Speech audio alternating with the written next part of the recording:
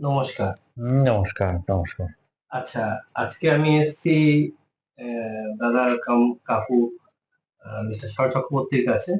উম ভিডিওটি শুরু করার আগে বলে দিই, অ্যা গত বছর ম্যাডামের একটা অপারেশন হয়েছিল সাকসেসফুল এবং সাকসেসফুল ক্লেমও হয়েছিল ডে কেয়ারে। এবার ক্যাটারাক্ট অপারেশন হয়েছিল। তো তার ভিডিওটা অলরেডি আপনারা অনেকে দেখেছেন। যারা দেখেননি অলরেডি আমি সেটা ডেসক্রিপশন বক্সে লিংক পাঠিয়ে দিচ্ছি, দেখে নেবেন।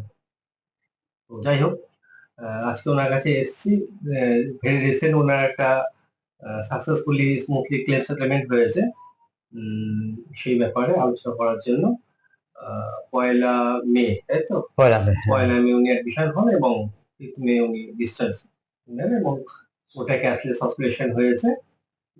তো আশা করি ওনার কোনো ক্লেম পেতে কোনো সমস্যা হয়নি। না। পুরো ব্যাপারটাই ওনার মুখে শুনবো। আ বলুন। হুম, আমি ১ম এ আমার নিউমোনিয়া হয়েছিল। আমার লোকাল ডাক্তারবাবু বললেন, "আর রিস্ক নেওয়া যাবে না। আপনার বেটার আপনার এই বয়সে একটুখানি হসপিটালাইজড হয়ে যাওয়াটাই দরকার।" হুম, তার মধ্যে সুগার ছিল।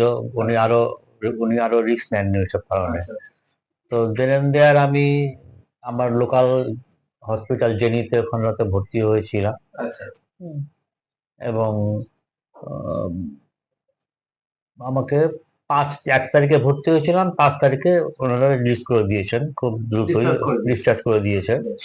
হ্যাঁ? এবং আ তাতে আমার সেই ধরনের কোনো আলাদাভাবে কিছু খরচ করতে হয়নি। আচ্ছা। মানে হ্যাঁ, পুরোটাই ক্লেম আপনি পেয়ে হ্যাঁ, গেছেন। পুরোটাই ক্লেম আচ্ছা, পেয়ে আচ্ছা। গেছি। আনুমানিক তাও কিরকম আপনার আনুমানিক হয়েছে? 50,000 সামথিং। আচ্ছা। যাই হোক, 50,000 সামথিং। এমার্জেন্সিতে অনেক সময় ওই টাকাটাও মানুষের এড়াতে হ্যাঁ, করতে হ্যাঁ, খুব হ্যাঁ। কারণ সমস্যা হয়ে যায়। আমার নামেই সবকিছু। হুম। আমার নামেই মানে ইনিশিয়ালি সবকিছু আচ্ছা, ইনিশিয়েট করতে হচ্ছে। আমি হসপিটালে অ্যাডমিটেড আছি। আচ্ছা, আচ্ছা। সেই ক্ষেত্রে আমার ফ্যামিলি মেম্বারের পক্ষে ব্যাপারটা অনেক খুবই টাফ হয়ে বিশেষ যাচ্ছিল। করে আপনাদের মধ্যে যারা সিনিয়র সিটিজেন হ্যাঁ, বয়স্ক হ্যাঁ, হ্যাঁ, মানুষ হ্যাঁ, তাদের হ্যাঁ, পক্ষে হ্যাঁ। তো হ্যাঁ, এটা একটু অতএব সেইরকম সমস্যার। একটা ব্যাপারকে ওভারকাম করতে গিয়ে আমি জানি না ব্যাপারটা আমি শুনে যেটুকু বলছি, ওনাদের মধ্যে যারা নাকি ছিল ফ্যামিলি আচ্ছা, মেম্বার আচ্ছা, তাদের খুব একটা সমস্যা কিছু হয়নি। আচ্ছা, আচ্ছা, হ্যাঁ? আচ্ছা। না হলে পরে আমার আশঙ্কা ছিল কি জানি আরো কি সমস্যা হ্যাঁ, হবে বা হয় না? ইত্যাদি, ইত্যাদি। একটা পারপাস নিয়ে অ্যাডমিশন হওয়ার পরে দেখা যাচ্ছে হুম, আরো হুম, টেস্ট হুম। করতে গিয়ে আরো কিছু সমস্যা বেরিয়ে হুম, এলো। হুম, এই হুম, হচ্ছে হুম, ব্যাপার। হুম। আর বয়স হলে কি হয় কি বিভিন্ন না, আমি রকম তো। সেটা নিয়ে এই ক্ষেত্রে সেটা হুম, নিয়ে চিন্তা করছিলাম না। আচ্ছা। এই যে ক্লেমটা মানে ঠিক ঠিকমতো সেটেলমেন্ট হবে হবে কিনা? নাকি এ আমাকে ক্যাশ রোগ নিয়ে দিয়ে। যতটা চিন্তা হ্যাঁ, থাকবে আমার ক্লেম সেটেলমেন্ট নিয়ে ক্লেম চিন্তা সেটেলমেন্ট নিয়ে আমার ছিল। বেশি আমার চিন্তা হচ্ছিল এবং আমি তো ঠিক মানে মানে বেডে শুয়ে ব্যাপারটাকে আমি ঠিক ইয়েও করতে মানে হ্যাঁ, আপনার হাতে কন্ট্রোলের মানে মধ্যে নয় কিছু। আমি কিছু ইনফরমেশন পাচ্ছিলাম না। স্বাভাবিক। হুম। এটাই হয় এটা স্বাভাবিক। এবং সেই ক্ষেত্রে ঘরের মেম্বারদেরই সবকিছু করতে হচ্ছিল করতে হয়। এবং মানে ফ্যামিলি মেম্বার যে আছে সেও সিনিয়র সিটিজেন সিরিজের এবং আহ, সে এগুলোকে হ্যান্ডেল করাতে অভ্যস্ত নয়, আমিও খুব একটা অভ্যস্ত নয়। হ্যাঁ, আমার রয়েছে অনেক ওই সবকিছু দেখাশোনা করে। Thank you. তো যাই হোক, আশা করি আপনার মানে ক্লেম নিয়ে কোনো সমস্যা নেই। আর না, এমনি সাধারণ মানুষকে আপনি কি বার্তা দিতে চান এই স্বাস্থ্য বীমা মেডিক্লেম সম্পর্কিত? না, আমি বলি সকলেরই থাকা উচিত হুম, এবং ডিউ টাইমেই এটাকে করে ফেলা উচিত। হুম। কারণ বয়স বাড়লে পরে সেই ক্ষেত্রে প্রিমিয়ামের ক্ষেত্রেও একটা চাপ প্রিমিয়াম আছে, রোগ ব্যাধিরও একটা রোগ ব্যাপার চাপ থাকে। বাড়ে, রোগ হুম, ব্যাধিরও চাপ বাড়ে। হুম। হ্যাঁ, সেই ক্ষেত্রে এটাকে যথাসময়ে এটাকে ইনিশিয়েট করে দেওয়াটাই দরকার। আমি দরকার। এটাকে ভাবি আর কি। হ্যাঁ, আমার এর আগেও আরেকটাকে পেয়েছিলাম আমার গড়বেড়ার হ্যাঁ, যখন তখনও ক্লেম হয়েছিল। তখন হয়েছিল ওটা ওটাও। কোন সালে? ওটা আপনার ছিল ওটা ছিল 15 সালে। 2015 সালে। হুম, হুম, হুম, হুম। তখনও এই স্টারের থেকে ক্লেম পেয়েছিলেন। তো হ্যাঁ, হ্যাঁ, হ্যাঁ, তখনও কোনো হ্যাঁ, সমস্যা হয়নি। হ্যাঁ, অতএব মানে যাই হোক, স্যারের মানে লাস্ট পর্যায়ে যে উনি আজ অব্দি এই নিয়ে ৪ বার ৩ বার মনে হয় হ্যাঁ, ক্লেম আমার হলো। ৩ বার আমার না দু আমার ২ বার দুবার মিসেসেরও ২ ম্যা বার। ম্যা ম্যা হ্যাঁ, তোমার ৪ বার। হুম, মানে হুম, হুম, হুম, হুম। হাসব্যান্ড ওয়াইফ মিলে ৪ মানে দুবার ৪ বার ক্লেম এ নিয়ে এপ্লাই করেছিলেন। টোটালটাই সেটা ৪ এটা বারই উনি ক্লেম সেটেলমেন্ট ক্যাশলেস এ পেয়েছেন এবং পুরোটাই স্মুথ। কোন রকম হ্যাঁ, হ্যাঁ, হ্যাঁ, হ্যাঁ। হ্যাজার্ড বা কোন রকমের মানে হুম, হ্যাসেল হুম, ফ্রি হুম, হতে হুম, হয়েছে যে হুম, হুম, হুম, হুম। ক্লেম পাবো কিনা, আমার পলিসি করার সময় তো অনেকে বলে না করুন পেয়ে যাবেন। দেখা যাচ্ছে ক্লেমের সময় গিয়ে অনেক মানে ফাইন্যান্সিক বা অনেক মানে সমস্যার না না সম্মুখীন না হতে না হয়? না, যা ক্লেম ছিল আমার সেটা সবটাই পেয়ে গেছে সবটাই মোরলেস। কিছু কিছু হয়তো যেটা রয়েছে সেটাকে, ওটা তো সামান্য, অতি সামান্য সেই ক্ষেত্রে। আচ্ছা। তো যাই হোক, যেটা একজন বয়স্ক লোক 68। 60, সরি, 68 তিনি রানিং, মানে সিনিয়র সিটিজেন তো অবশ্যই। ওনার এই ফ্যামিলির সাথে বহু বিগত প্রায় 15-16 বছর পর উঠে আমার বেশি বেশি বেশি, বেশি। হ্যাঁ, ওটাকে 2008 সাল থেকে। 8 বা প্রায় 17 বছর হ্যাঁ, কম বেশি। 8 থেকে 18, 18 থেকে 28, 19 বছর, 18 বছর। হ্যাঁ, হ্যাঁ, এই প্রায় 17-18 বছর হয়ে গেল এই পরিবারের সাথে, মানে ওতপ্রোতভাবে যুক্ত। তাই মানে ফ্যামিলি মেম্বারের কাছে উনি যতটা ভরসা রাখেন তার থেকে আমার বেশি ভরসা না, করেন। সত্যিকারই তাই। অ্যাডমিশন হওয়ার পরে আমার মানে অভিজ্ঞতা আমার আছে প্রত্যেকবারই। মানে যা হয় বা একজন পরিবারের মেম্বার যখন অ্যাডমিশন হয়ে যায় না, তখন বাকি মেম্বাররা একটুখানি ডিস্টার্ব মাইন্ডের মধ্যে হয়ে যায়, কোথায় কি করতে হ্যাঁ হবে, হ্যাঁ হ্যাঁ, কি অবস্থায় এবং ওই আছে, সমস্যাটা কি আমারও মনে পদ্ধতি। এই যে হচ্ছিল। কাকু বললেন না যে আমি অ্যাডমিশনে আছি, বাট আমি কিছু কিছু করতে কিছু কমিউনিকেট করা যাচ্ছে না। কমিউনিকেট হ্যাঁ, করতে পারছি না, বা আমার কাছে ফোন নেই। আমি বুঝতে পারছি না যে এটা কতদূর প্রসেস হলো কি হলো না। পুরো ব্যাপারটা একটা ধোঁয়াশা। এখন তখন মানে এতটাই অসুস্থ, প্লাস তখন একটা টেনশন কাজ করছে সাথে এই মাথায়। টেনশন রয়েছে, প্লাস আমার শরীরের একটা মানে সমস্যা, সেটা নিয়েও আমাকে একটা মানে আমি একটা বাধায় পড়ে যাচ্ছিলাম আর কি আচ্ছা। জিনিসটাকে। তো যাই হোক, সবাই শুনলেন।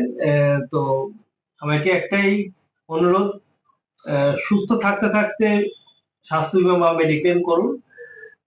কেননা যত সুস্থ থাকবেন তত মেডিক্লেমের জন্য আপনার উপযোগী। আর মানুষের প্রয়োজনটা কখন হয় বলুন তো? যখন অসুস্থ হয়। অসুস্থ হওয়ার মুহূর্তে মেডিক্লেম করলে কিন্তু আশা করি কেউ মেডিক্লেম পাবেন না। এবং অসুস্থ হওয়ার পরে বোঝা যায় যে বেশি করে মেডিক্লেমের প্রয়োজনীয়তা যে এটার কতটা কতটা প্রয়োজন। প্রয়োজন। হ্যাঁ, ম্যাক্সিমাম লোকে মনে করো মেডিক্লেম করেছি, টাকা রিফান্ড হয় না, ওটা বাজে খরচা, ও হলে দেখা যাবে, তখন একটা ভাবনা চিন্তা করে দেখবো। কিন্তু যখন যেই মুহূর্তে এগুলো ঘটনা ঘটে, এই যে আজকে মনে হয় 50,000 টাকা তো বিশাল কিছু না হলেও একটা মানে না, আকস্মিক যখন কোনো ঘটনা মানুষের জীবনে আসে, তখন ওই সামান্যটাই একটা বিশাল এবং টেনশনের আমি ব্যাপার হয়ে তো দাঁড়ায়। ওখানটা বেডের শুয়ে বুঝতে পারছি না আমার যে আমার কোন 50,000 হবে না 5 লাখ 5 লাখ হবে। হবে, এক্সাক্ট, এটাই তো বড় ব্যাপার। সেটা মানে তো আমি বুঝতে পারছি না, হ্যাঁ, এবং সেই টেনশনটাও আর একটা টেনশন। ধোঁকাটা নিজের হাতে থাকলে ডিসচার্জটা নিজের হাতে থাকে না। সেইটাই। ঘটনা এটাই। সুতরাং মানে হসপিটাল ওই মানে গাড়ির সেই একবার মিটার চালু হয়ে গেলে হুম বিল হুম মানে হুম বিল হুম বাড়তে থাকে। তো হসপিটালটাও সেরকম জায়গা। আসলে ঢোকার পর থেকে যেভাবে মানে প্রতি মুহূর্তে বিলের মানে মিটার বাড়তে হুম থাকে, হুম এবার হুম সেটা হুম কোথায় গিয়ে থামবে সেটা না পরিবার না পেশেন্ট কেউই জানে না, হুম যেটা হুম হুম হুম শেষ কোথায় গিয়ে। যাই হোক, আমি 1 তারিখ 5 তারিখ যাবে উনি ডিসচার্জ, প্রতিটা মুহূর্তে ওনার সাথে টাচে ছিলাম, ওনার ম্যাডামের সাথে টাচে ছিলাম, যে কি হচ্ছে, কি কন্ডিশন বা কি সিচুয়েশন, কি ডিসচার্জ দিচ্ছে, ডাক্তার কি বলছে, প্রতি মুহূর্তে আমি আমি এবং ও ছিলাম। এইবারের জন্য না, এর আগের যাক, ইনসিডেন্ট প্রত্যেকবারে গুলোতেও ও কিন্তু আগেও আমি সবসময় এটা আমাদের মানে একটা সবসময় মনিটরিং এর মধ্যেও কিন্তু রাখে। যাক, ধন্যবাদ। তা সবাইকে বলবো যে ওই যেটা বললাম, সুস্থ থাকতে থাকতে মেডিক্লেম করুন। কেননা আপনার মেডিক্লেম প্রয়োজন পড়বে না তখনই যখন আপনি সুস্থ আছেন, তাই না?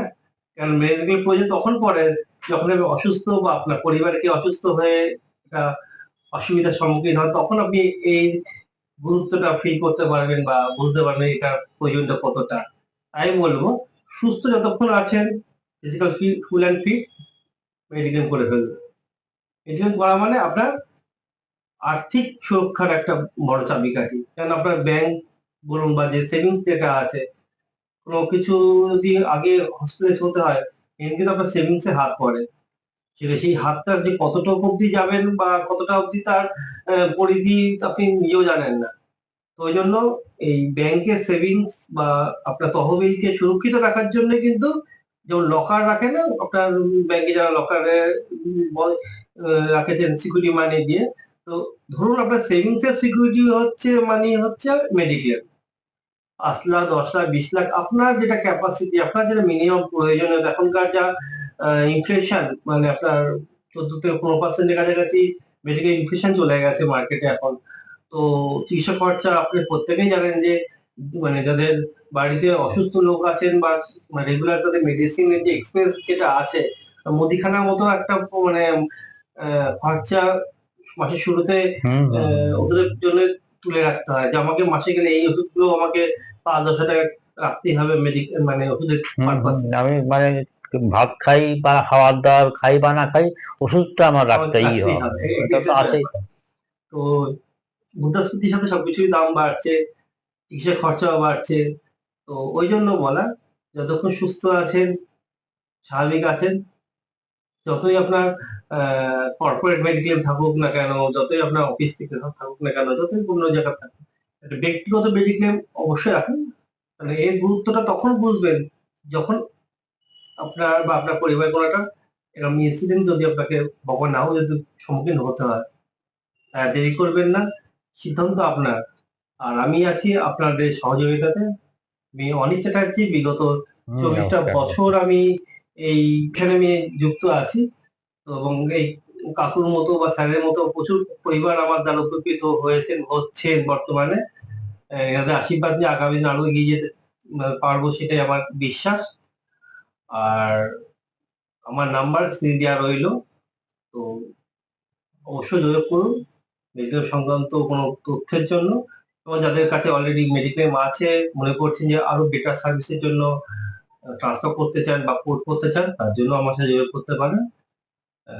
কেননা সময়ের সাথে এত তো চিকিৎসা বিজ্ঞানও তো উন্নত হচ্ছে।